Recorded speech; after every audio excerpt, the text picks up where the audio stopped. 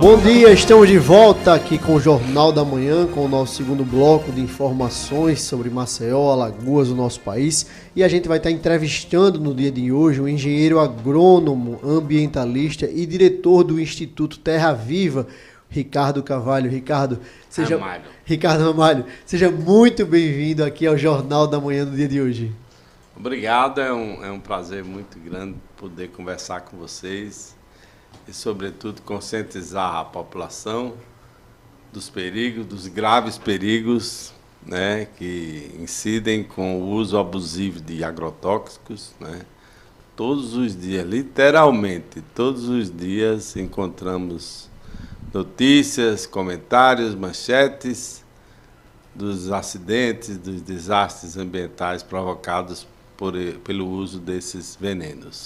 Ricardo Ramalho, qual a principal atuação ou quais as principais atuações do Instituto Terra Viva aqui no estado de Alagoas? Nós defendemos não a proibição absoluta e radical dos agrotóxicos, mas uma transição, né, para um modelo brando, harmonioso com a natureza de produção agrícola, que pode ser de grandes, de pequenos, de médios produtores, desde que trabalhem nessa direção, e não na direção do ecocídio, não na direção do biocida, vamos dizer assim, né? Com o uso de tecnologias que vão de encontro ao que a gente pensa sobre todas as formas de vida, não apenas...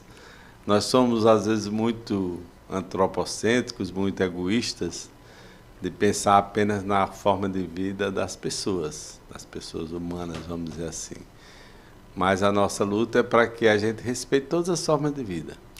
Ô Ricardo, quando a gente fala, né, tem uma máxima que hoje diz bem assim, que nós estamos nos alimentando, estamos comendo veneno.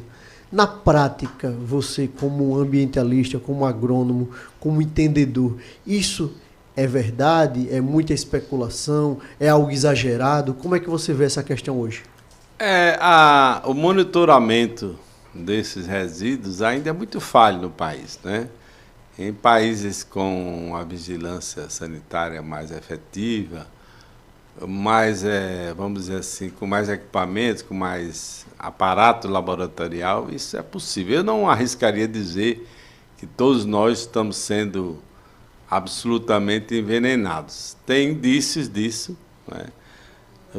As análises dizem isso. Por exemplo, nos últimos dias a gente viu uma análise sobre água em boa parte das capitais e cidades brasileiras. Infelizmente, não sei se infelizmente, a gente não foi analisado aqui em Alagoas.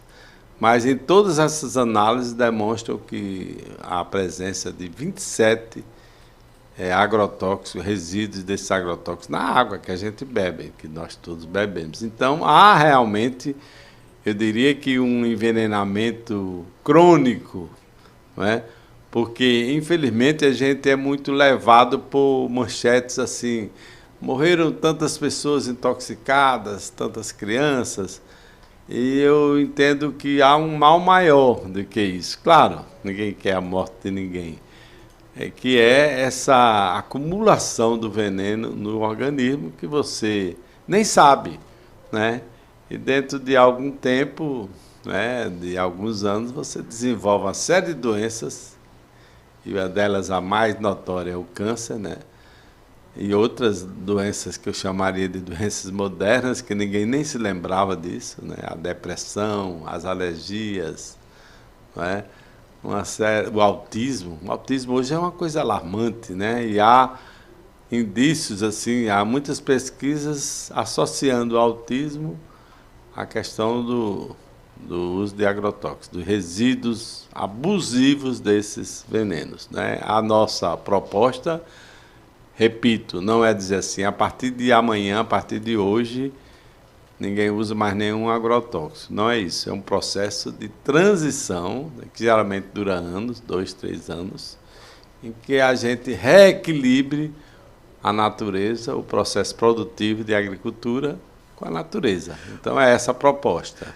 Ricardo, e como que se dá na prática essa mudança, essa transformação? Não usa o agrotóxico, como é que vai controlar as pragas, outras questões dentro dessa produção sem uso do agrotóxico? Explica pra gente, para quem está nos ouvindo. Pode parecer utópico, pode parecer filosófico, mas tudo começa pela aproximação que você deve ter com a natureza. E aí conhecer os seus fenômenos e, inclusive, copiar as formas de como a natureza atua, né? Também na agricultura. Então, parece logo essa aproximação, você tentar aprender com a natureza, né? E, claro, intervir com práticas. E temos hoje um grande guarda-chuva, eu diria, nessa área que você me perguntou, que é uma ciência e informação, já há pelo menos há uns 40, 50 anos, que é a agroecologia, né? Que é uma mescla, é uma junção, é uma mistura de diversos conhecimentos de ciências, inclusive da agronomia, da medicina veterinária, da engenharia florestal, da biologia, da ecologia. Então, há uma mescla dessas ciências e ramos da ciência que fluem, que seguem para uma coisa maior que a gente chama de agroecologia. Então, isso implica em capacitação, implica em assistência técnica, implica, inclusive, na vontade do agricultor se transformar num agroecólogo. E aí, Ricardo, essa questão que eu ia falar agora, tocar nesse assunto, como o setor produtivo, como a economia, de um modo geral, vê essa questão, vê com bons olhos, acha que é difícil manter o seu cultivo nessa proposta que você coloca aqui? Como é que você vê esse setor macro em relação a essa questão? Há uma reação, é natural, né? Você está ganhando dinheiro com um sistema e, de repente, não se vê assim motivado para modificar isso por outros, né?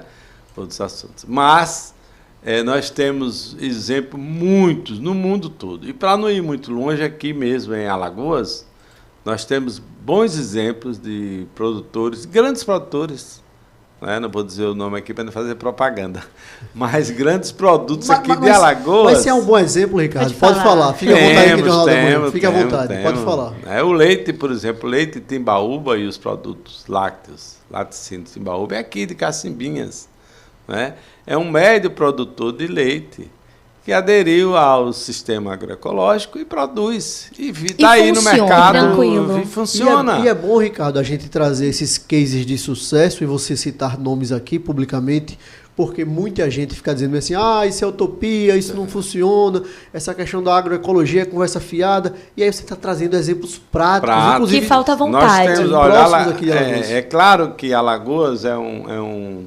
universo predominantemente de agricultores familiares. Nós temos 93%, mais ou menos, dos empreendimentos agrícolas de Alagoas são caracterizados como da agricultura familiar, né?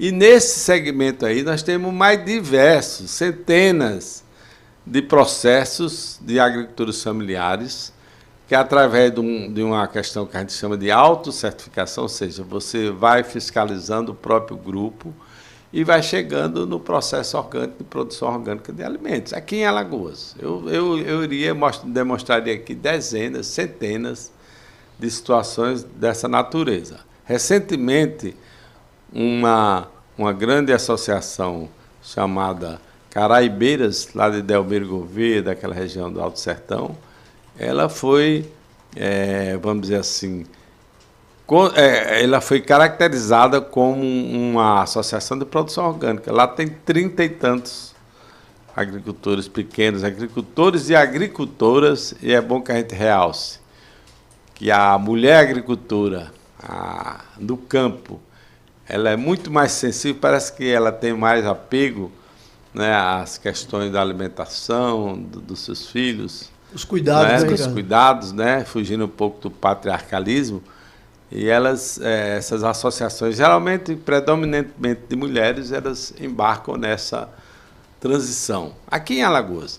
E no Brasil nós encontramos, por exemplo, eu vou dizer aqui O Pedro Paulo Diniz era um ex-piloto da Fórmula 1, Isso. acho que vocês se lembram. Exato. Que deixou de atuar nessa área e hoje tem uma fazenda de produção orgânica em São Paulo com cerca de 3.000 hectares. Esse é um dos exemplos que eu tenho, daria muitos outros. Então, é possível, certo? Agora, é preciso que a gente anteveja essa necessidade e se conscientize. E ganha dinheiro do mesmo jeito que o outro. E produz do mesmo jeito. Claro, é um processo lento que a gente tem que considerar, né? E eu acho, sinceramente, que o Brasil, nós todos estamos perdendo uma oportunidade ímpar de nos firmarmos no planeta, no universo, como país, né, da produção agrícola, que nós já somos firmados enquanto isso, mas de uma produção agrícola sustentável, regenerativa, orgânica. Eu acho que é possível. Sem radicalismo, sem essa coisa do imediatismo, né, mas fazendo todo esse processo que a gente já se referiu. Essa questão, né, de uso de agrotóxicos, a gente sabe que existem diversas formas de aplicação, né? E aí, entrando especificamente na pulverização aérea, que é um tema que vem sendo muito discutido e não é tão recente, né? É algo que vem sendo muito debatido. Inclusive, teve audiência pública recentemente na Câmara dos Vereadores falando sobre isso. Ricardo, quais são os principais agrotóxicos que são utilizados nesse tipo de aplicação, né, nessa pulverização aérea, e quais seriam os impactos diretos, tanto no meio ambiente quanto também nas comunidades, nos trabalhadores, na população realmente que vive na região? Como é que influencia, para além disso, também até a qualidade do ar, que aí se espalha, né, para outras regiões, não fica somente naquele espaço que é aplicado? Renata, a pulverização aérea é uma vergonha, é uma indignidade social e ambiental.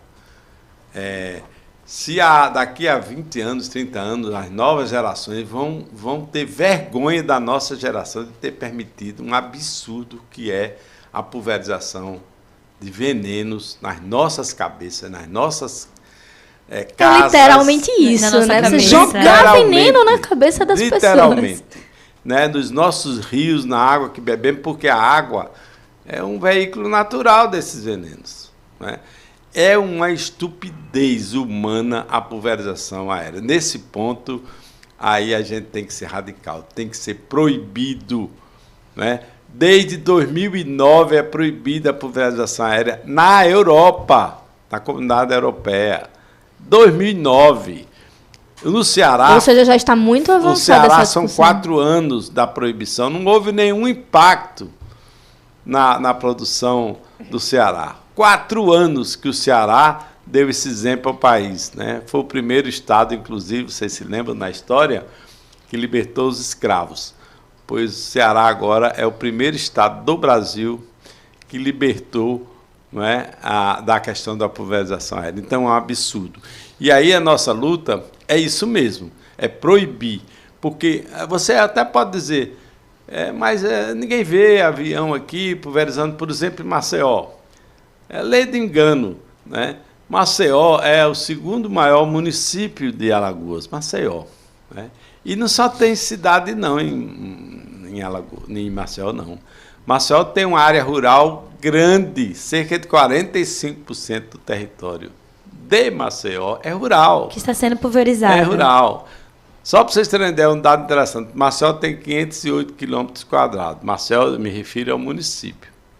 Eu vi agora dados da Secretaria de Planejamento, dizendo que cerca de 115, 120 quilômetros quadrados estão urbanizados.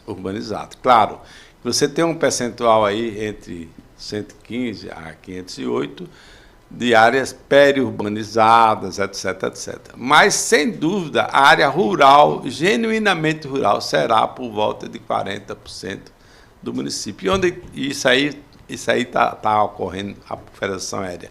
Você não vai ver avião mais não nos próximos anos. Você vai ver uma coisa pior ainda, que é o drone. O drone, entendeu? O drone está sendo usado em grandes... É muito mais barato, os custos, e aí é o que importa. E hoje os drones estão sendo usados e contaminando todo o estado de Alagoas, desde o São Francisco, lá em cima. Agora a expedição que ocorreu está demonstrando isso, contaminação da água do São Francisco. O canal do Sertão, que é, vamos chamar assim, um rio artificial, está sendo contaminado e os drones estão chegando, entendeu? Então, é um absurdo essa prática. Nós estamos, a vereadora Teca Nelma apresentou uma proposta de proibição em Maceió. É uma estratégia. Quem sabe a Maceió não seja a primeira capital do país. Olha, a gente vai ter esse... Né? Ricardo, mas magnetismo e os órgãos competentes para fiscalizar? Por exemplo, no Ceará foi totalmente proibida, mas atualmente o Ministério da Agricultura ele proíbe a pulverização numa área de 500 metros e a 250 metros de áreas, né, que são moradias isoladas. Quem fiscaliza isso e como anda essa fiscalização? Como você comentou, parece que não existe, né? Não fiscaliza, porque até as condições materiais e socioambientais de Alagoas não vão permitir isso, tá certo? Nós somos o 4º estado mais densamente povoado do país e somos o 1º estado de maior densidade urbana do país, Alagoas. Pouca gente sabe disso.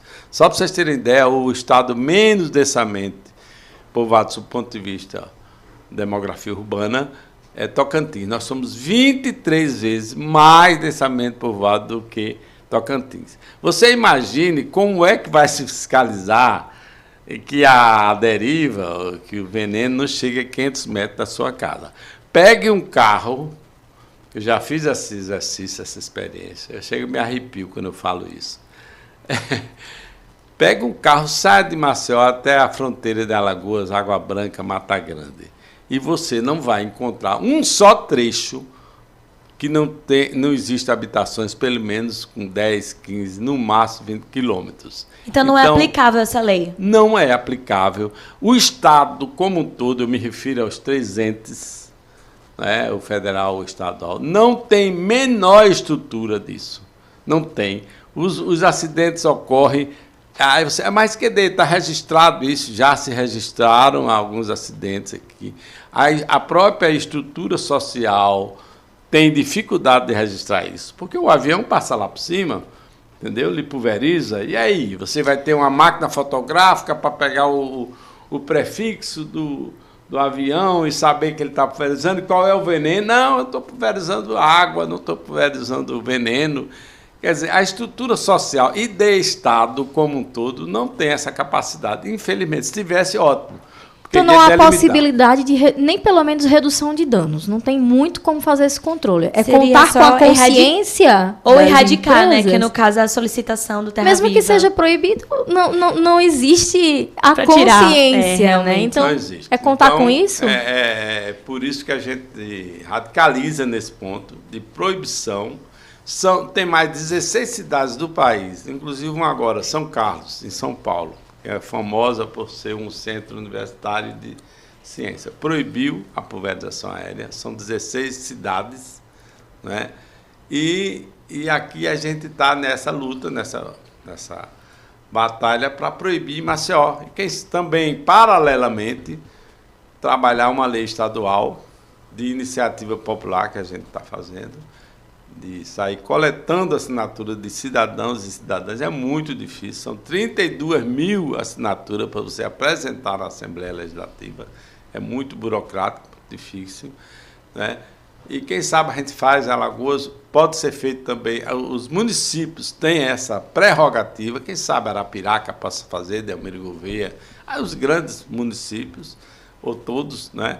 E aos poucos a gente vai ganhando essa briga contra infelizmente, o envenenamento e a qualidade ambiental de todos nós e da nossa vida, né? Lembrando que quem é mais afetado por esses venenos são 2 segmentos, né, mais fragilizados, que são as crianças e os idosos. Isso aí.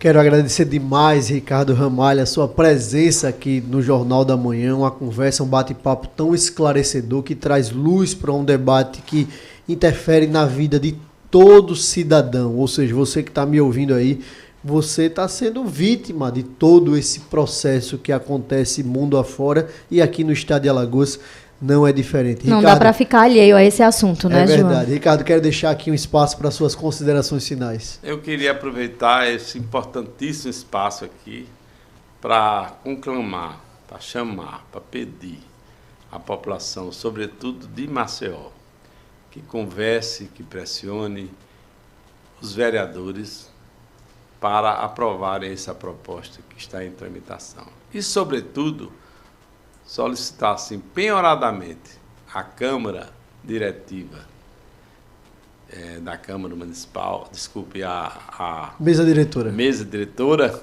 o termo é esse, e ao vereador Galba Neto, que preside essa Mesa Diretora, para colocar em plenário, em votação, essa proposta, que já passou por todas as comissões, está apta a ser votada. Então, a população, fizemos uma audiência pública muito interessante, com lideranças de forma qualificada, e agora o próximo passo é esse, termos esse processo, termos esse projeto de lei, um PL, aprovado na Câmara dos Vereadores. Será, assim, um alívio, será alentador, será, sobretudo, assim, importante para que a gente prossiga nessa luta. Muito obrigado. Obrigado mais uma vez ao diretor do Instituto Terra Viva, o engenheiro agrônomo Ricardo Ramalho. Muito obrigado mais uma vez pela sua participação aqui no Jornal da Manhã. Agradecer também a participação das minhas queridas Nicole Melo, Natália Barros, Cláudio Stone na técnica, Menino Maílson nas ruas de Maceió, junto com Geraldo Salgueiro. E parabéns a todas vocês, radialistas, por esse 7 de novembro, dia do Radialistas. Muito obrigado a todos vocês e até amanhã, se Deus quiser. Tchau, tchau, ouvinte. Até amanhã.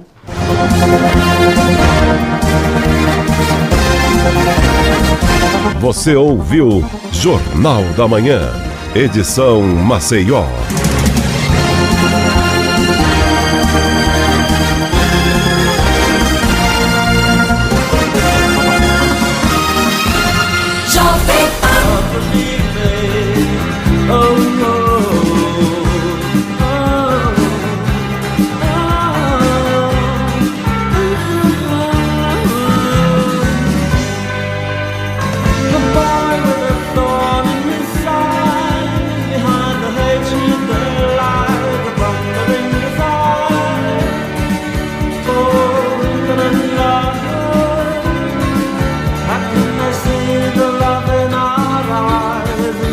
Don't believe us, and after all this time, they don't want to believe us, and if they don't